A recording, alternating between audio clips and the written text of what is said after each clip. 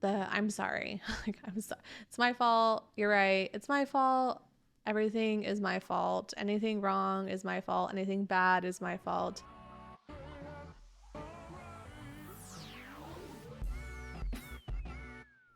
Hey babes, welcome to Codependency Alchemy, the podcast. I'm your host, Alyssa, and today we're going to talk about when we feel responsible for other people's feelings or moods.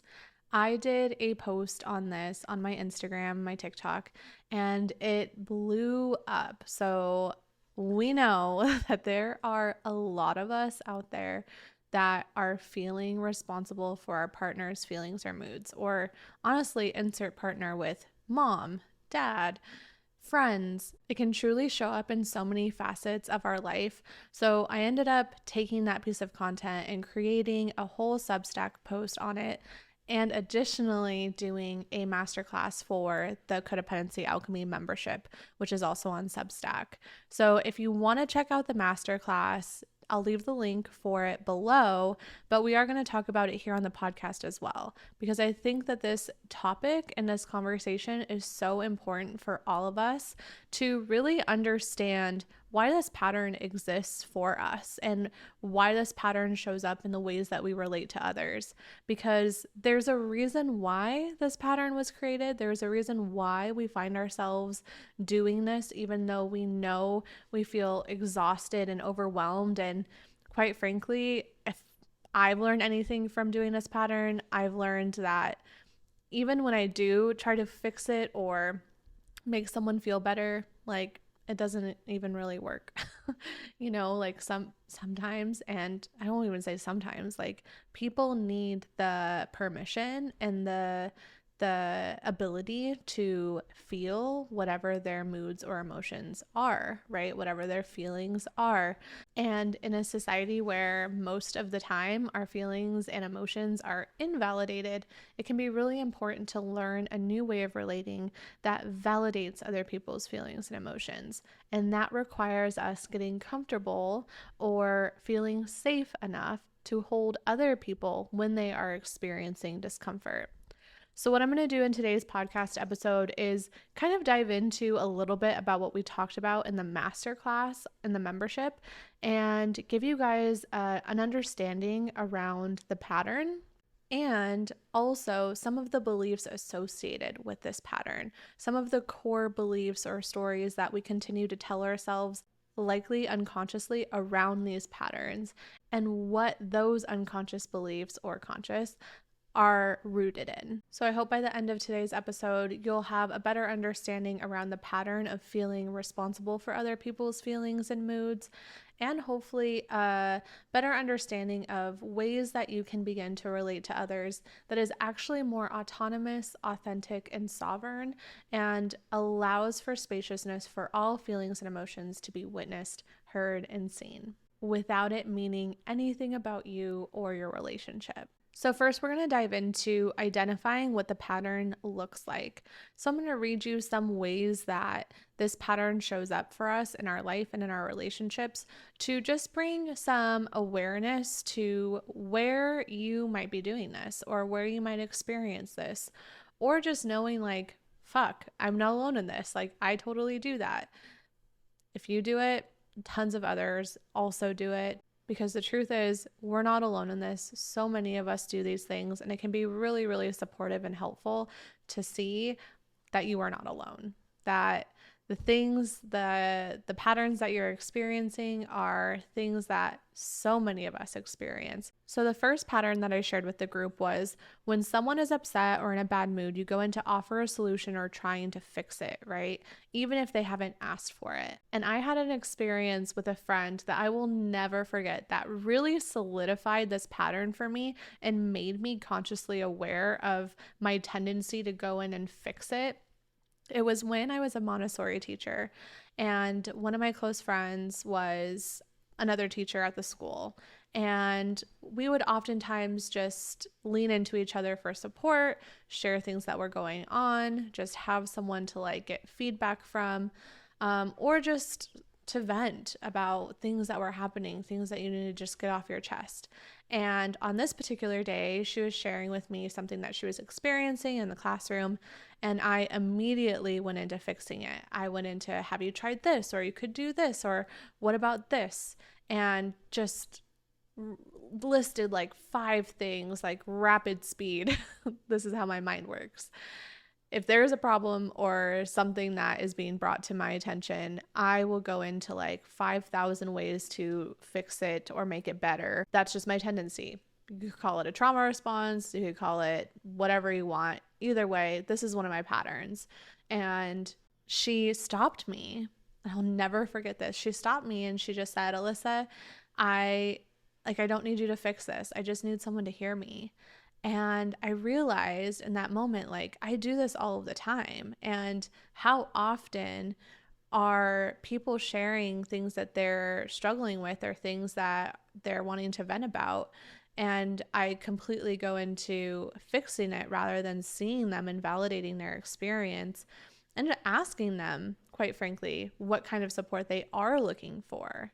It was this just huge course correction in my life where I was like at this crossroads where I could see clearly I can keep being responsible for people's discomfort, or I could see that like there's other ways to relate that are actually more that bring more connection, that bring more intimacy, that I'm not actually responsible for fixing everything for everyone, and that other people aren't expecting that of me. I think that was a huge shift as well, because I think that I had identified with being this fixer or this savior, right? You come to me because you want me to make it better. It's like this identity that I totally grabbed onto and ran with, and no one bestowed it upon me. Well, actually, I could argue that, right? Like my lived experiences from a young age, I learned it from somewhere. And a lot of us learn this because we were responsible for our parents' feelings or emotions, potentially, or our caregivers' feelings or emotions. A lot of children, even in school settings, responsible for conforming and making the adults comfortable. And so I could go down a whole tangent regarding that and get on my soapbox, but I will refrain from doing so in this episode. But yeah, it was just something I really had to take note of. Didn't have to, but chose to take note of and see if I could allow more opportunities for me to witness someone in their experience as opposed to seeing their experience as something that needed to be fixed or changed. Which goes into the second pattern that I was sharing with the group, which was when someone is venting or complaining, you feel compelled to come up with ways to make them feel better, right? Given my example previously, that's what I would do. Like, I am perceiving you to be upset. I am perceiving you to be someone who needs help. I am perceiving you to not be okay. And so here I am making solutions, coming up with solutions in hopes to make you feel better. And the thing that I find really dangerous around this mindset is that when we are coming into situations where someone is feeling an uncomfortable emotion for you, what we're saying when we go in to fix it and offer solutions, if they haven't consented or even asked for that type of support, is we're, unconsciously, subconsciously kind of telling them, hey, what you're feeling isn't okay and we need to change it. We need to make it different because it's uncomfy, right? And it's uncomfy for us. So it was really important for me to see that it wasn't that person's discomfort or emotions were wrong or bad, but I was perceiving them as wrong or bad because I didn't like how I felt in the moment. And I think this gets overlooked. I think there's not much conversations around this. I can't tell you how many people I've talked to that were like, when you shared that with me, or when I heard you say that, it was just this epiphany, aha moment for me where I realized that I'm constantly making other people's discomfort mean something about me, and I go in to change it right away. And that can just be so invalidating. So it's really important for us to recognize that about ourselves, to bring awareness about that so that when people are sharing or venting with us, and there is an emotion that they are maybe exuding that is making us uncomfortable, that we learn that that doesn't actually have to do with us usually. It isn't necessarily a reflection about us and that person. And can we cultivate enough safety for ourselves in that moment to hold that person without judgment, but with compassion, and hold ourselves through the discomfort of that person exhibiting emotions that we perceive as, scary. And for me, depending on the day, there's some days where I can just hold so much space and it's very easeful. And there's other days where it comes less easily. So just also remember that when you're bringing awareness to this pattern, or really any of them, you guys, in regards to codependency, it is spiralic. You've heard me say it. It's not linear. It's not like you create this awareness around this pattern and then you never find yourself fixing, or you never find yourself offering solutions. I catch myself doing it still to this day, right? It's just learning how to catch yourself, and when you do catch yourself, going back and making that repair, or acknowledging that within yourself, so that next time you can try again. Like it's not a test that you're going to ace every single time, and when you don't ace it, it doesn't mean anything about you. So I just want to be real clear with that. Another pattern that I shared with the group is, you might find yourself anxious when someone you love gets upset with you. So you say, never mind, or you drop the boundary to make them happy. So when you maybe you guys are picking a place to eat for dinner, and you say a plate like, oh yeah, I ordered pizza, and they get upset or they get angry, and you immediately go like, never mind, we don't need to get pizza. You call the pizza place, you cancel the order, and you go to wherever they want to go. That's like a very like silly example, but something like that, right? And when we're dropping our boundaries to make the other person happy, that can create an imbalance in the relationship as well. So I did a whole episode on when there is an imbalance in your relationship. It's a few episodes ago. I would definitely check that out. But that can be a pattern that we find ourselves in when we feel responsible for other people's feelings and moods. It's like, I made a choice, that choice angered you or upset you, and so now I'm just going to say, never mind. This can come up with conflict too. If you're wanting to talk about something, that person gets upset, you just say like, never mind, brush it under the rug, and eventually that rug becomes a mountain and you can't even walk, like you can't walk over it anymore. Eventually, like, you're just going to have to address the mountain in the room. Another pattern is you find yourself constantly apologizing, even for things that are not your fault, just to smooth over any potential discomfort or conflict in the relationship. I'm sorry. It's my fault. You're right. It's my fault. Everything is my fault. Anything wrong is my fault. Anything bad is my fault. If you find yourself constantly apologizing for things that are not your fault, it is likely that, you've internalized their emotions and feelings, and you've made it mean something about you, which is why we apologize. And it's really self-preservation, right? It's a part of us that believes that taking responsibility for something that's not ours and like trying to smooth it over is going to keep us safe. So it's also important to remain compassionate with yourself as you notice some of these patterns.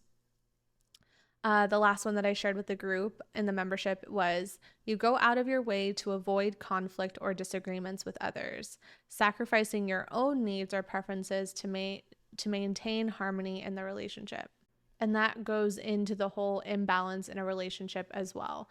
The more that we override our own needs, the more that we put our desires and our needs to the side, the more resentment we end up building in our relationship.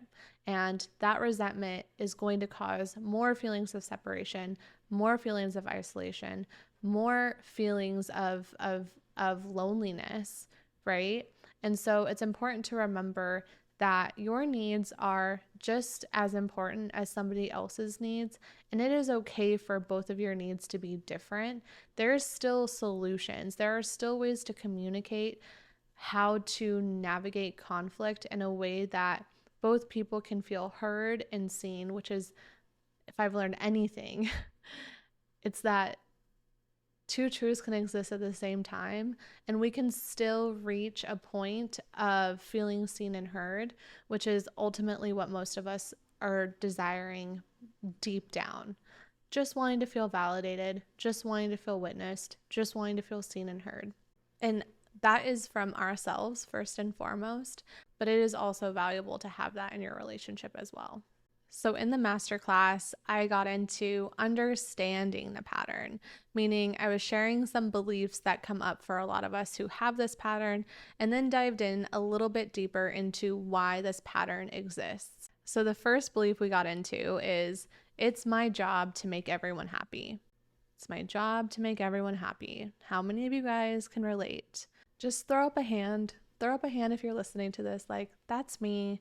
I feel that way. I feel like it is my job to make everyone happy. So what I shared with them was that many of us grow up believing that our role in relationships is to ensure the happiness of others. This leads to a constant need to please and accommodate. A constant need to please and accommodate. Think about needing to please and accommodate one person constantly. Now, for those of us that experience codependency, it's not just one person, it's literally everyone. So it's your partner, your mom, your dad, your sister, your brother, your friends, your boss, your colleagues. Imagine that burden. It reminds me of when I did the Camino with my brother. I did the Camino de Santiago. If you guys don't know what that is, I definitely would recommend looking it up. It's a pilgrimage. We walked 500 miles with a backpack. It was the best experience that I could have ever asked for. It just like changed my entire life. But let me tell you, those first few days, I was dying. I was dying. And so I think this was like the second or third day. I had blisters, like I was losing toenails. I couldn't even put my shoes on because my feet were so swollen. I was like walking in my Birkenstocks for an entire day because my feet literally wouldn't fit in my shoes. And I so desperately wanted my brother to carry some things in my backpack to make it lighter. And I had asked him, and he like straight up told me no. And this is my little brother, okay? I was like, listen, little bro, I'm dying. You need to carry this shit in my backpack. Like I wanted him to carry my whole backpack, but you know, he was so firm and just said no. And he wasn't like, no, carry it yourself. He wasn't like mean about it. He just was simply like, no. Very assertive, like and firm and gentle, right? Just a simple no. And I remember being so angry with him. Like I'm struggling. I'm dying over here. Like I have blisters on my feet. My feet don't even fit in my shoes. Like you can't carry something in my bag. But then I realized, you know, he's having his own experience too. I don't know how his feet are feeling. I'm assuming they're better than mine because he can put his shoes on in the morning. And I really started seeing my codependent patterns and dynamics on this trip because I was finding ways to like guilt him into feeling bad for not helping me. And I was feeling resentful that like I've done so much for him. Why can't he do this one thing for me? Right? Like I had felt responsible for his feelings and moods his whole life. And here he can't be responsible for mine. And this is like this is the dysfunctionality in the way that we're relating to the people that we love the most, right? Like that isn't right relationship, right? That isn't autonomy. That isn't intimacy and connection, right? That is like control over and creates this feeling of separation between the two, right? And so, you know, I'm carrying my bag and I'm feeling angry and resentful. And then I realized if my brother asked me to carry anything, I would absolutely say, fuck no. I'm dying here. I can barely carry this shit on my back. What makes you think that I can carry your bag or anything in your bag? Like every single ounce counts, right? Like you feel it. And so this pattern of it's my job to make everyone happy and that burden that we're carrying, right? It's like if you're carrying that for your partner and for your mom and your dad, it's like you're carrying your partner's backpack, you're carrying your mom's backpack, you're carrying your dad's backpack, you're carrying your boss's backpack. Like that's why we feel so heavy. That's why we feel so bogged down. That's why we feel exhausted. We're not just carrying our own shit. We're carrying the shit of all the other people around us, and it's just not sustainable. Eventually, we're going to break. And so the medicine here is, how can I just take responsibility for my own bag, for my own backpack on my back, and allow others to carry their own bags on their backs? Because if you're walking 500 miles, we can't be carrying each other's shit for each other, right? But the thing is, in life is we do. We take on everyone's feelings and emotions and we add it as boulders into our bags. And we wonder why we're so depleted. We wonder why we feel so upset and angry and frustrated and alone.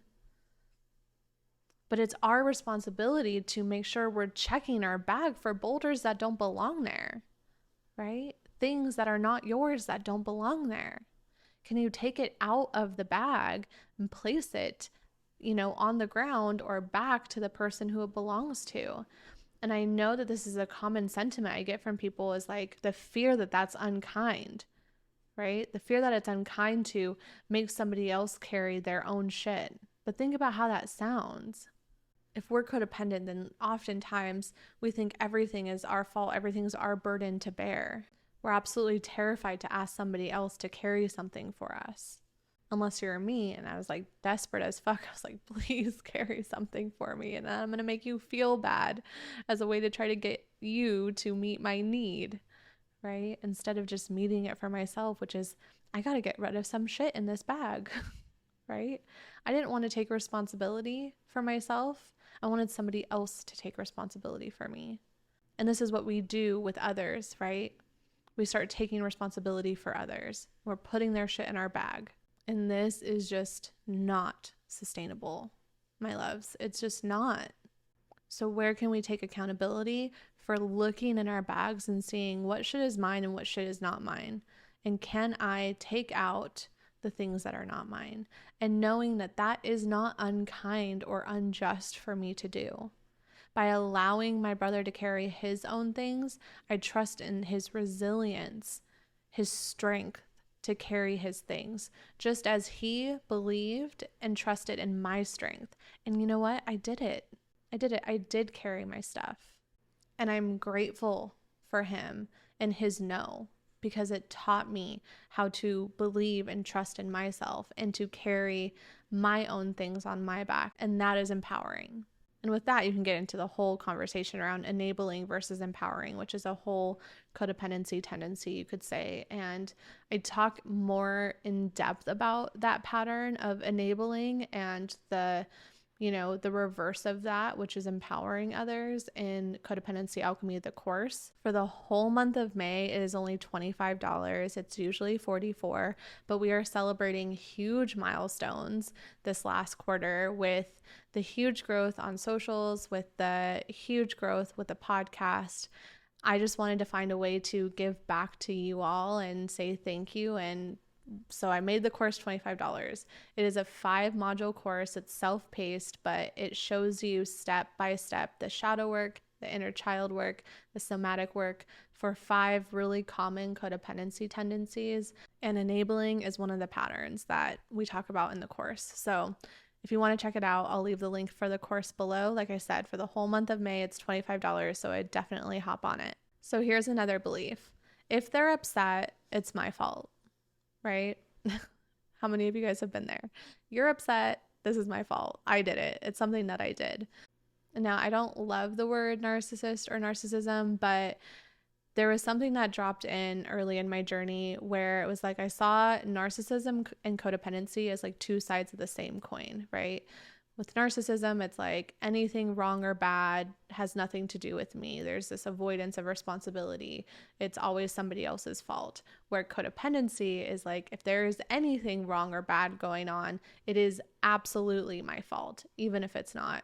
And it's really important to note that these two tendencies, which we all have, I think we all have narcissistic tendencies, we all have codependency tendencies. I think it's important to not make those like wrong or bad, but to create curiosity around, oh, where am I in this pattern? So I can tend to that and meet that with compassion and grace, so I can move forward with intentionality and grace for me and for others. Anyways. But important to note, both of those tendencies are both rooted in low self-esteem, right? We're terrified of not being liked or loved. That's why people who experience narcissistic tendencies, they're never wrong. It's always somebody else, because if they were wrong and it wasn't somebody else, then maybe you wouldn't like me or maybe you wouldn't love me. So I have to exert blame.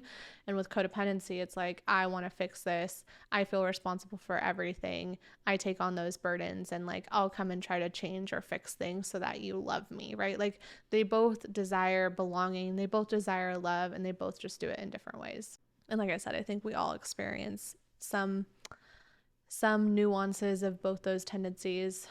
But yeah, this belief really leads to a sense of personal responsibility for the emotions and reactions of others, which often results in guilt and self-blame, even when the situation is beyond our control. So if they're upset and we think it's our fault, we can go into these blame and shame and guilt spirals, right? And then we're overexerting ourselves. That's when we start overgiving. That's when we start self-sacrificing. That's when we start putting our needs and desires to the side and brushing things under the rug in order to try to avoid conflict. Another common belief is I should prioritize others' needs over my own. Those of us who hold this belief tend to neglect our own well-being and our boundaries in favors of meeting the perceived needs, mind you, perceived needs of others. And this will always, my loves, will always lead to exhaustion and resentment over time. Going back to the backpack story, it is not sustainable to carry everybody else's shit. It just isn't. We might be able to do it for a certain period of time, but eventually we're going to have to see where we keep allowing other people's shit to make their way into our bags. And it's important to know that these people are not taking their boulder and sneaking it into your bag for you to carry. They're handing it to you, and you're choosing to say, yes, I'll carry this for you, and then you're putting it in your bag. Because I think what we often do is we blame other people for the burdens that they're placing on us. But we have free will. We always have free will. I say it is the greatest gift that life gives us, is our free will to choose. When somebody is making you responsible, I'm going to put it in quotations, making you responsible for their burdens, their feelings, their emotions, their moods, you have a choice. You have a choice to take responsibility for it, or to allow them to manage, tend to, be in their feelings, moods, or emotions. And I know the fear, I already said it earlier, I know the fear is, that's so unkind, it's mean, I don't want to be unkind, I don't want to be mean, I don't want them to not like me. But what happens when you keep saying yes to taking responsibility and then you become resentful? How do you treat someone who you're resentful towards? Are you kind to them? Are you short with them? Are you loving towards them? Or are you frustrated with them?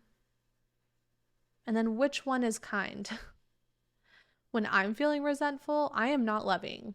When I am feeling exhausted, what I am saying, what I am doing, how I am acting is not the most kind. So if the fear is me saying, I'm not going to take on your feelings and emotions, right? I'm going to allow you to have them, but I'm not going to take responsibility for them. That is allowing or empowering them to learn how to navigate and manage their emotions, which is a gift, right? We have to remember that that is a gift. That is a gift to others because it helps them in building their own self-trust and their own resilience. And then that bridges more connection, that bridges more intimacy. And if you're with someone who continues to put it on you and put it on you and put it on you, you get to hold that boundary again and again and again. And that is a gift. I'm telling you, that is a gift. It is a gift that Justin gives me often. And I truly attest so much of what I've been able to do with healing my own codependency and anxious attachment. It's because of the boundaries that I have in my relationship. And trust me, when the boundaries are placed, I do not like them. I'm not like, oh, thank you so much for putting up this boundary for me. Like, of course, I hate it. I'm angry. It like makes me super activated and triggered. But when I get through it and I'm on the other side of it, I'm so much better for it. So the last belief that we're going to get into is if I don't fix it, they won't love me. And that feeling is real. If I don't fix it, they won't love me. And this stems from a fear of rejection or abandonment, and it drives the compulsive need to solve others' problems or alleviate their discomfort to maintain a sense of security in the relationship.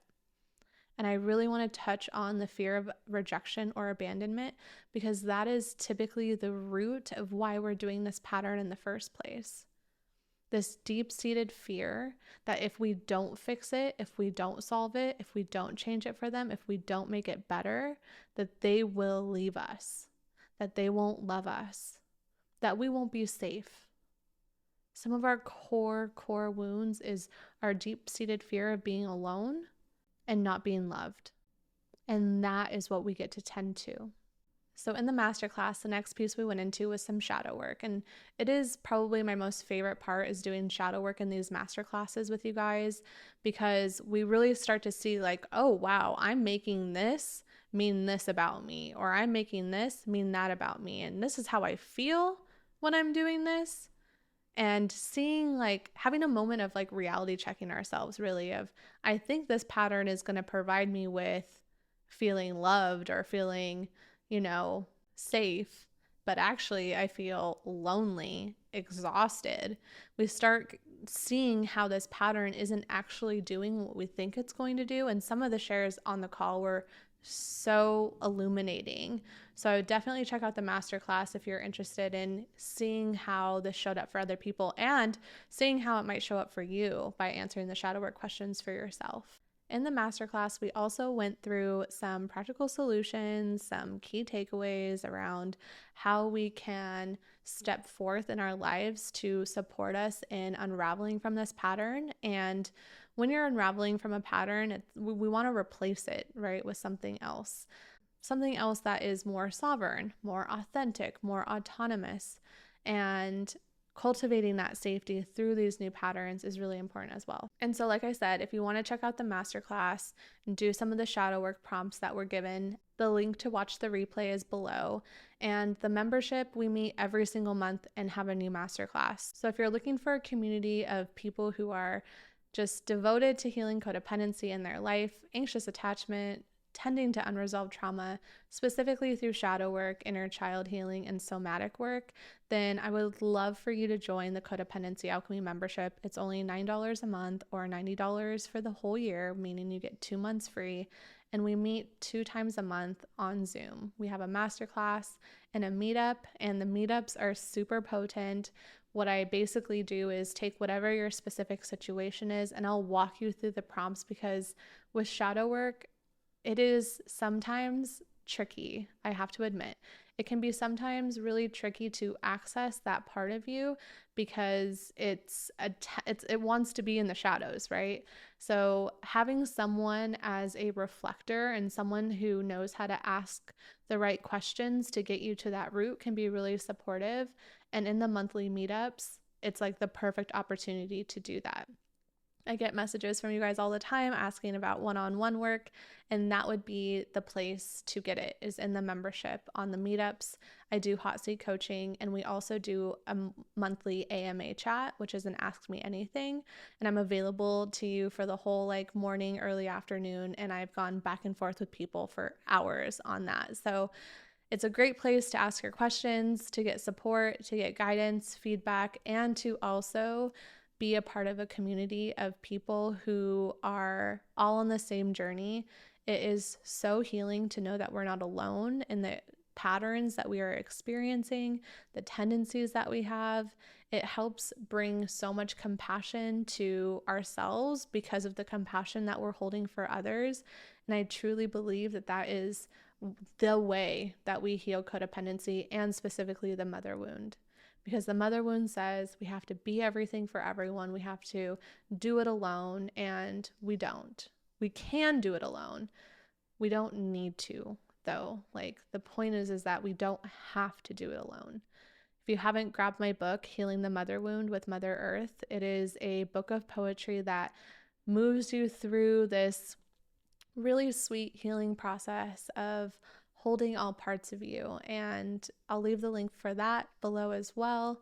Thank you all so much who send me screenshots of the pages that you're reading, the poems that you're reading, how they're moving through you, how they're supporting you. I love to use the book as an oracle, meaning like I'll just kind of hold the book in my hands and be like, what wants to come through today? What messages for me? What do I need to hear? What do I need to know? And opening to a page, and it always lands, and sometimes it's a hard truth and sometimes it's like a salve. It's like honey nectar where I'm like, oh, I really needed this. I mean, I always need it, but sometimes some of those poems they really hit a tender spot. But anyways, I love you all so much. That is what I have for you today. If you liked this episode or you found it helpful on Spotify, you can let me know what you thought about the episode. Share it on your social medias. If you share it to your stories, make sure to tag me so that I can repost it and share it with my community. I love you all so much, and I will see you next week. Bye. And here's a clip from next week's private podcast episode on Codependency Alchemy, the membership on Substack.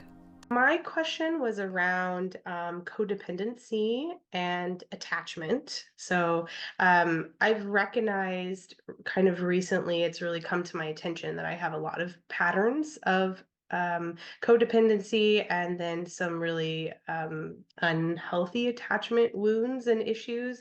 It took me a long time to get there in terms of like fully admitting to myself, but now that I have, I'm in a relationship, and so my question is really, what do I do next? How do I overcome these deep, long wounds and behaviors that many of them started in childhood and then just continued to get piled on throughout my life. So how can I overcome these so I can be a thriving, successful partner in my current relationship in life? I love this question because for me, I've heard so many people be like, I can't be in a relationship until I've healed all of this unresolved trauma. And I think that that's totally a way that we can do it, but we can absolutely do it while in a relationship, right? Like, especially if our partner is a safe person who is able to hold space for us as we're navigating our triggers, as we're tending to unresolved trauma. So, that's really Right. what I was hoping with my story. It's like, no, I'm in a relationship and it's healthy and it's beautiful. And also, I still get triggered. And also, my anxious attachment still comes up. And also, I still notice some of my core wounds surfacing. And I think that healing really isn't necessarily about making sure those things don't ever come up again, but really more so, hey, what tools do I lean on and how do I hold myself when they come up? Yes. Yeah. Yeah, your story was really impactful for me. Mhm. That's kind of, I mean, that's why I joined your group on Substack, because it was Yeah. really I was able to recognize with it the fact that you went through this relationship and were able to walk through the steps of healing.